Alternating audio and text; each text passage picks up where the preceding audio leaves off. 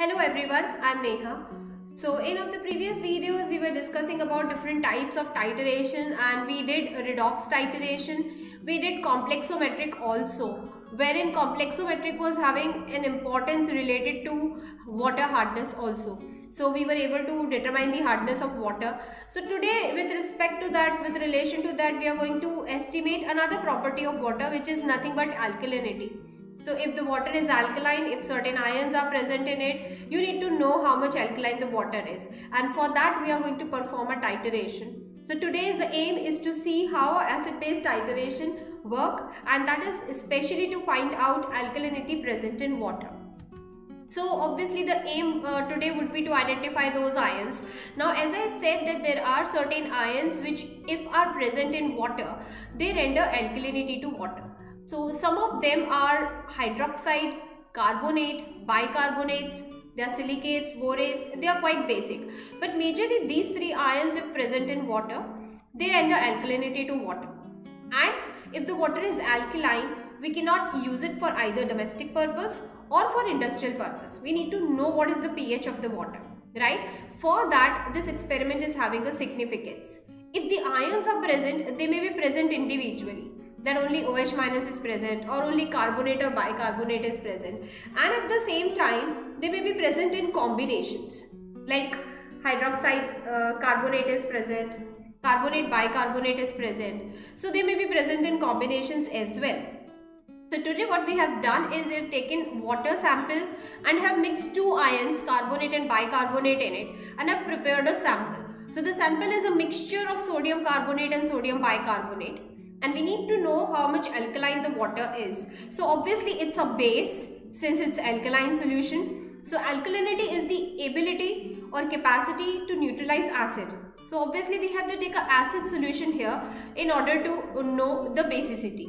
So it's an acid-base titration. Obviously this is a titrant for today. That means we are going to take it in the burette, and this is going to be analyte for today. So we are going to take it in the conical flask. So we are going to limit the amount to around 10 ml, and this would be filled in burette. So it could be as per the requirement. So the aim is, I think, clear, that we have to determine the amount. Now since two ions are present, so you can call it as a double titration because two ions are present. So two times we have to find out the normality individually. Like I want to know how much carbonate is present and how much bicarbonate is present. I think NaOH versus HCl titration you might have done earlier, and that's quite easy to understand, right? NaOH plus HCl and it's neutralized. It's a single acid-base titration. Today the focus would be on neutralizing these two ions. They are present together in the sample. Apparatus is required or nothing new. They are required for any kind of titration. Chemicals would be obviously HCl, then a mixture of the ions, then indicators, which are nothing but phenolphthalein and methyl orange.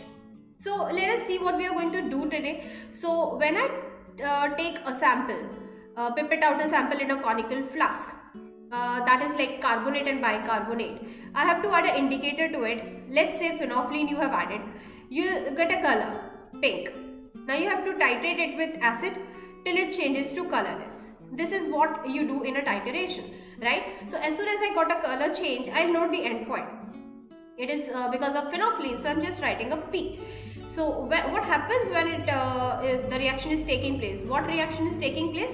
See, this is not taking place. It is just to show you that this ion also is an alkaline ion. Right now we have carbonate ion. So as soon as you start adding HCl to this solution, carbonate being more basic starts neutralizing, and it neutralizes first to bicarbonate, which is followed by bicarbonate getting fully neutralized, right? So what happens is here your first reading will come, that is due to phenolphthalein. Why? Because as I said, like phenolphthalein you have used first because there is a pH range of phenolphthalein in which it works. It's around 8 to 10. So if it's highly alkaline solution, you are adding phenolphthalein here, you'll get a pink color, and you have to titrate it. That means you're adding acid to it. So what are you doing with the pH of the solution? You're actually decreasing it. I guess you remember that the basic range is greater than 7, acidic range is less than 7, right? So right now, since the solution is quite basic, the range is greater than 7 obviously, and you have to use phenolphthalein, which will give pink color.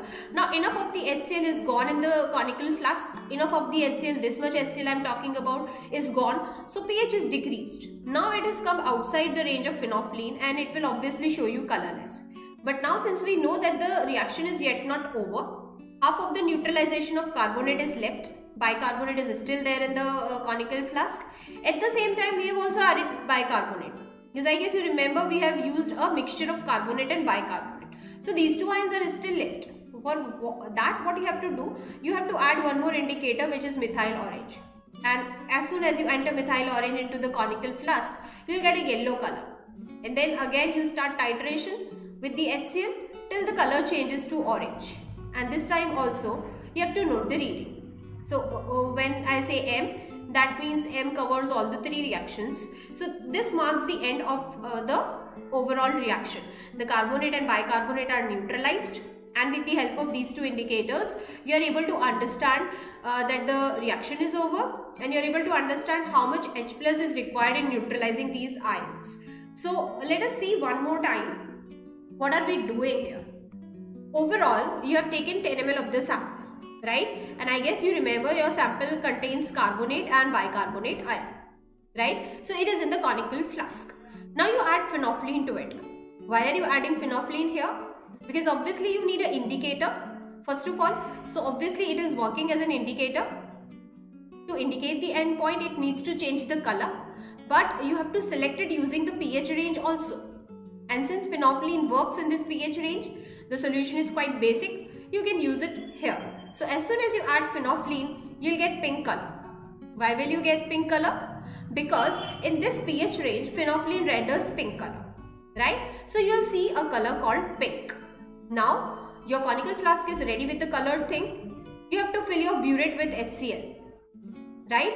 And you have to start adding HCl to this solution.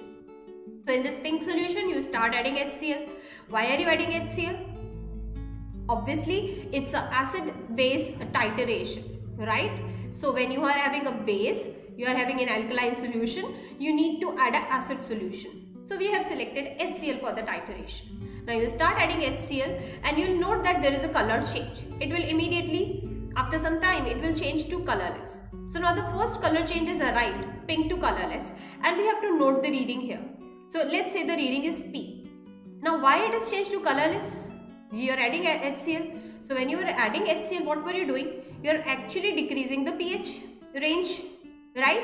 And the phenolphthalein in this basic range shows pink color, but after that range it becomes colorless. So now phenolphthalein will not help you because it has become colorless. And now we know that the pH is still not neutralized. The solution is still not neutralized. You need to continue the titration. And for that, you need to use another indicator. And that's why you'll have to use methyl orange in the solution.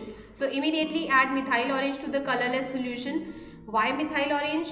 First, because I need an indicator. Second, because methyl orange works in that range. That is why methyl orange is selected. Now, as soon as I put a methyl orange here, I'll get a color which is yellow. Why are you going to get color yellow? Yes, because in this pH range, methyl orange renders yellow color. It is in this color, right? So as soon as I get yellow color, it will be a surety that the range is this and is not neutralized yet. Now you start adding HCl. Why are you still adding HCl to the same flask? I guess you remember that the neutralization is yet not done, right? We need to neutralize these two ions fully. We need to know how much basic they are. So how much acid they are going to consume, that is what the aim of the experiment. So obviously you need to continue addition HCl. And to what extent you are going to add HCl is to get a further color change. The moment you observe orange, why orange? I guess now you got my point. Methyl orange is orange in color in this pH range. Imagine I am repeating the word pH range again and again because acid-base titration, the basic principle lies in overall pH change, plus minus, right? So you get an orange color because methyl orange display this color in this pH range, and as soon as you get orange, you need to note the reading because you know this is your final end point. I guess you understand that this is basically a double titration. Why I am calling it as a double titration? There are 2-3 reasons for it. It is a double titration because you are estimating double ions in a single conical flask. It could be double titration because you are using 2 indicators, phenolphthalein and methyl orange, right? And it is an acid-base titration by principle. But why do you call it as a double? Why are you using 2 ions? I guess you understand that no single indicator can work for this entire range, right? Just because you have 2 anions here, which one is quite more basic and other one is quite less basic. So the pH range of the entire experiment is quite broad and no single indicator works for that range. Phenolphthalein works around 8 to 10, methyl orange works around 3 to 5. So they hardly work for 2 to 3 difference of pH ranges. That's why you have to use 2 indicators to suffice the requirement. And in that, why phenolphthalein first? Because phenolphthalein is a basic indicator, it works in that range, and methyl orange works in slightly acidic range. So first you will add phenolphthalein and then you will add methyl orange. So I guess you understand that why are you using 2 indicators, because no single indicator can work for the entire range. And secondly, why phenolphthalein first? Because obviously as per the pH range we have to select these many things. So with that, I think it is quite sure that you are going to get color changes 2 times, pink to colorless, followed by yellow to orange. Now let's see the process one by one. Like you have to use HCl because that is what you have to fill in burette. You have to use a mixture of Na2CO3 and HCO3. Distilled water is always used for rinsing and everything. Phenolphthalein and methyl orange are the indicators we are going to use. Now let me show you the structure of indicators. Can you guess which indicator is this? I guess you can focus on the structure part. Benzene plus OH is quite phenol, right? Phenol. So it is a hint that this is phenolphthalein. So this structure is phenolphthalein. And then you have next, obviously left is methyl orange. So now you can see it's N-dimethyl, right? RR, it's methyl. So this is methyl orange, azodi, and double bond N is present here. This is methyl orange. So these 2 indicators you are going to use today. Now let us see one by one what are we going to do. So first, obviously this step is to keep your burette ready, right? So first you'll use a funnel and you'll put water in it. So first step is obviously to rinse your burette, wash it properly, rinsing it, and you have to rinse it first with water and then with HCl, because you have to fill HCl in this burette. So you just have to use few drops of HCl to rinse it and now fill HCl in the burette. So your burette is ready. Now you have to take solutions in your conical flask. So which solution you have to take in conical flask? Yes, you are right, 10 ml of the sample. What is the sample for today? Mixture of carbonate and bicarbonate ion. In my last video, I told you how to use this pipette pump. So I hope you remember, with the help of pipette pump, we are going to use 10 ml of the sample in the conical flask. So now what is the next step? Once you take the sample, what are you going to do? I hope you remember, it is indicator time. So which indicator to be used? Yes, you are right. Obviously it is phenolphthalein. So as soon as you add phenolphthalein, you will get pink color, right? And now what is the next step? You need to titrate till the color changes to colorless, right? So just observe, from left hand you have to control the knob, from right hand you have to hold the mouth of the conical flask so that you can hold it tight and you can stir it continuously. Now you set the burette, focus on the drop, it is drop wise, right? So just focus on the knob, allow drop by drop to fall, and now you focus on the bottom of this. What you have to do? You have to see the color change. I hope you remember, this pink needs to get to colorless and the color is about to come.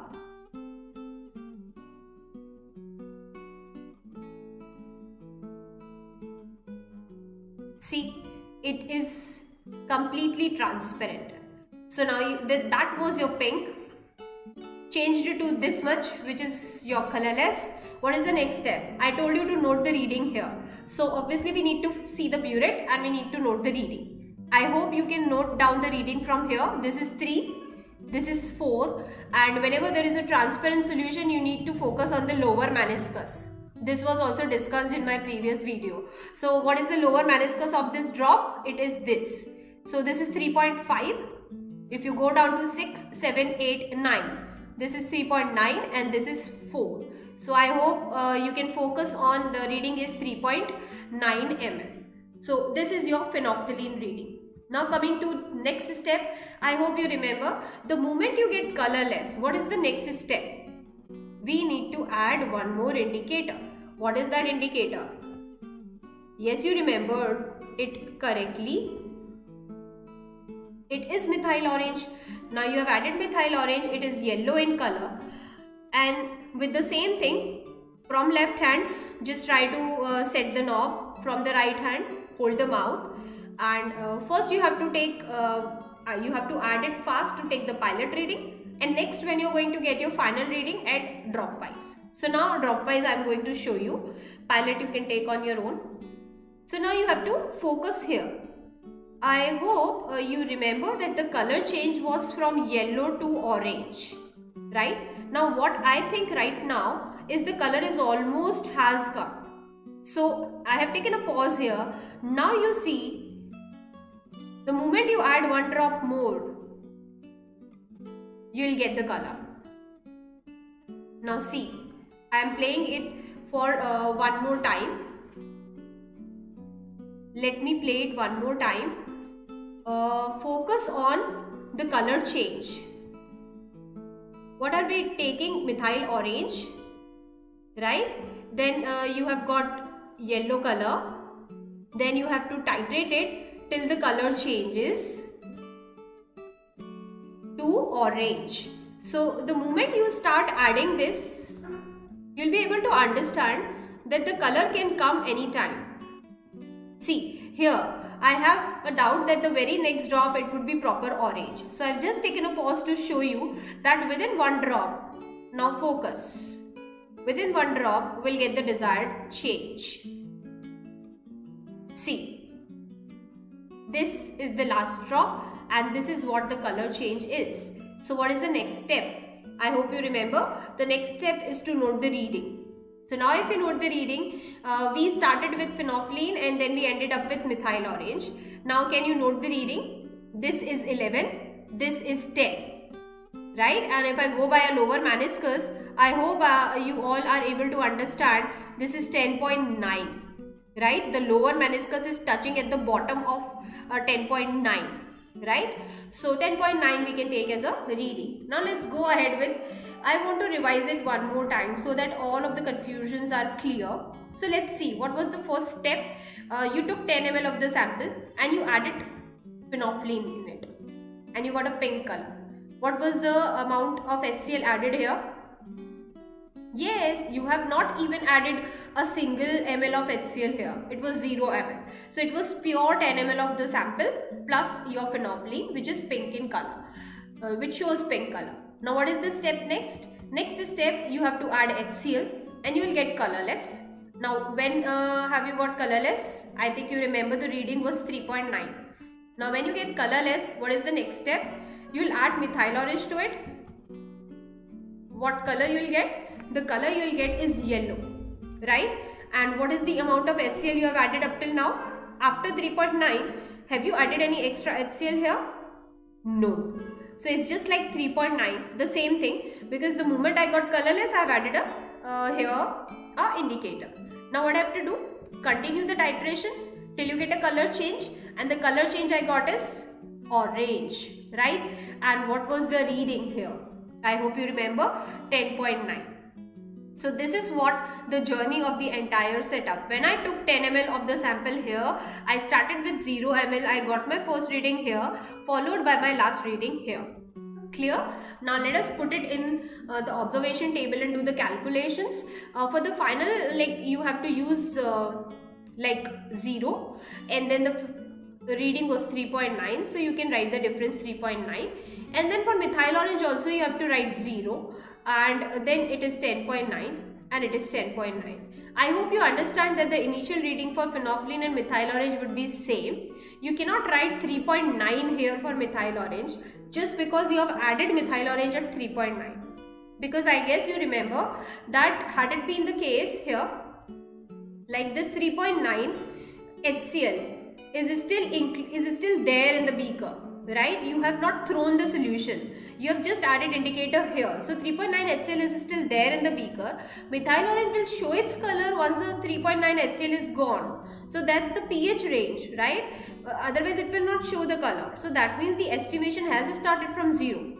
Or in the other word, you could have added methyl orange here also along with phenolphthalein. But the color of methyl orange obviously will come here when the range of methyl orange comes. That is why we have not added them together. Otherwise they are going to interfere in each other color.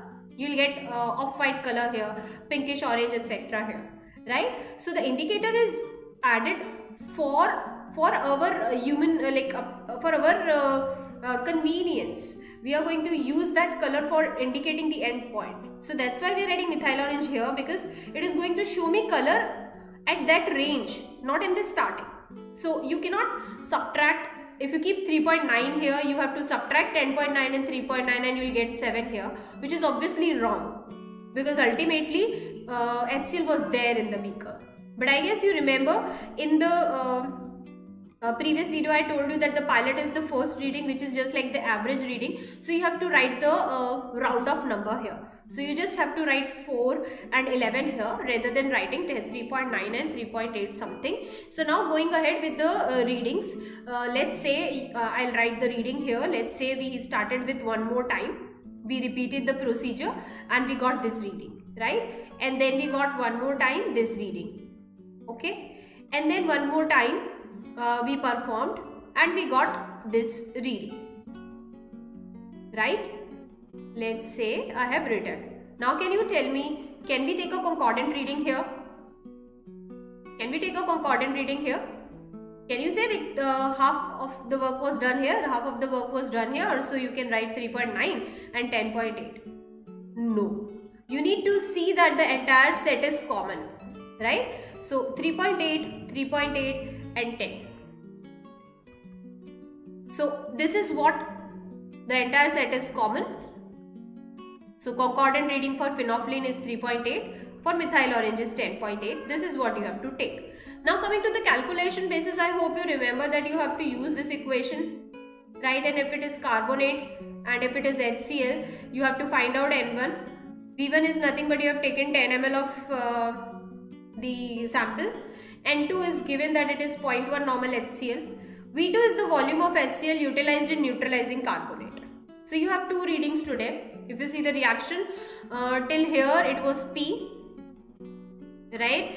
And till next two readings here it is M. So now which reading you are going to use? P?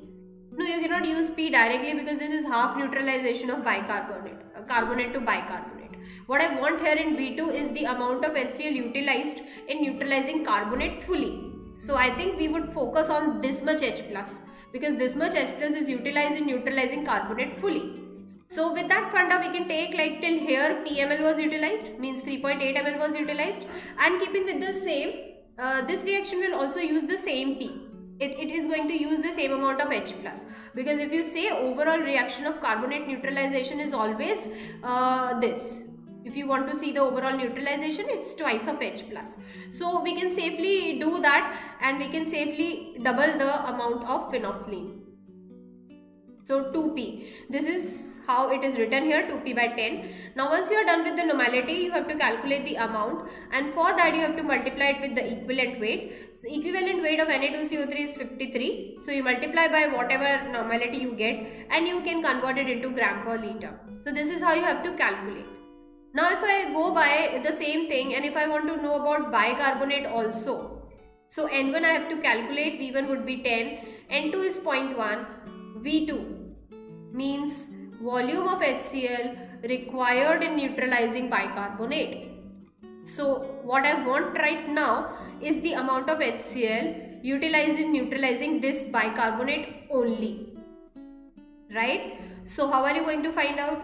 M includes all three reactions. P includes this. In fact, here P is used, here P is used, 3.8 ml will be used here, 3.8 HCl will be used here. So how are you going to find HCO3? Yes, you are right. It would be total minus carbonate, right? Total amount of HCl minus carbonate would give you the amount utilized by bicarbonate. So what is total is M, what is carbonate is twice P. M minus 2P can be safely written here. So 10.8 minus twice of 3.8 will give you the amount of HCl which is utilized only in the last reaction, which is your aim. So if you go by this, to find out the normality and amount of NaHCO3, you need V2, and V2 you have to calculate by M minus 2P, and this is how you are going to find out normality. Multiply it with equivalent weight, which is 84, and you will get it in terms of gram per liter. So I hope you understood the fact and you can safely write the results here and in gram per liter also. So with that, like we have completed the experiment section. In the next video I would be discussing these types of alkalinity, where P represents phenolphthalein, M represents methyl orange. What we have done today was this one, carbonate and bicarbonate. 2P and M minus 2P V2s we have calculated. In the next video I'll explain this in detail, followed by numericals of each and every case, so that you can understand what are these cases all about.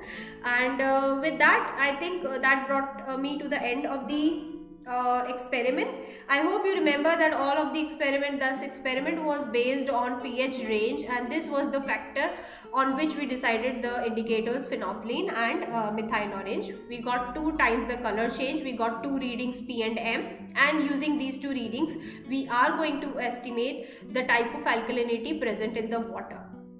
So thank you everyone. Just keep liking and subscribe the channel, and do mention in the comment if you are able to understand this and you are able to solve the answer in gram per liter with the given readings. And I'll come up with the next video based on this table only. Thank you so much.